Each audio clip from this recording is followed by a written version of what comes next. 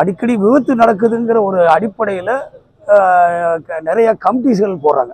சட்டசபையில் அதுதான் நான் வந்து பேரவைத் தலைவர்கிட்டையும் அன்பு முதல்வருக்கு நம்ம கேட்ட ரிக்வெஸ்ட் வந்து 2005 வரைக்கும் பார்த்தீங்கன்னா இது வந்து எக்ஸ்ப்ளோசிவ் டிபார்ட்மெண்ட் கீழே தான் எல்லாமே ஆய்வுகள் நடந்தது. அப்போ அன்னைக்கெல்லாம் இவ்வளவு ஆக்சிடென்ட் ஆகலை.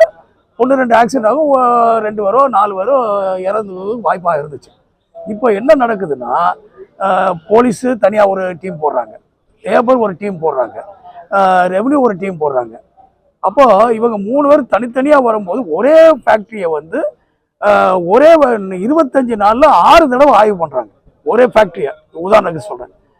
ஆனால் ஒரு கம்ப்ளைண்ட் கூட இல்லை. அப்போ அதே ஃபேக்ட்ரி வந்து என்னென்னா இப்போ தேவையில்லாமல் வந்து பண்ணுறதுனால வந்து எல்லாரும் அந்த பயத்தினால தான் இந்த ஆக்சிடென்ட் நடக்குது. இதை தான் நான் சொன்னேன்.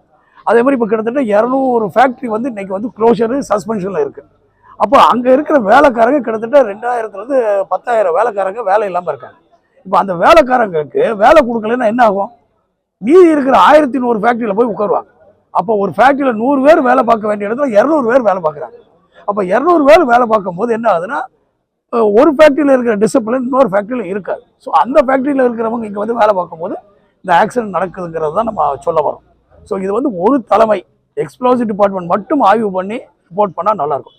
முன்னால் என்ன செய்வாங்கன்னா எக்ஸ்ப்ளோசிவ் டிபார்ட்மெண்ட் வந்து ஆய்வு பண்ணுவாங்க.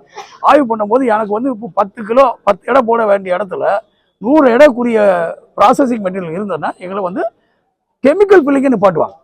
அப்போது ஆட்டோமேட்டிக்காக கெமிக்கல் ஃபில்லிங் நின்றுச்சுனாவே அன்ஃபினிஷ்ட் எல்லாமே ஃபினிஷ் ஆகி குடோனு போன பிறகு திருப்பி ஃபில்லிங் ஆகல பண்ணுவாங்க. அப்போ 1 மாதமோ 40 நாளோ வந்து ஃபேக்ட்ரிக்கு வந்து வேலைக்காரங்களுக்கு வேலை கொடுத்துக்கிட்டே இருப்பாங்க. வேலையும் ஓடிக்கிட்டு இருக்கோம். எக்ஸஸ் ஸ்டாக் எங்கேயுமே இருக்காது. அப்போ ஆக்சிடென்ட் வந்து குறையாது. இதுதான் கான்செப்ட். இந்த அடிப்படையில் தான் நான் வந்து நம்ம வந்து அமைச்சர்கிட்ட சொல்லியிருக்கோம்.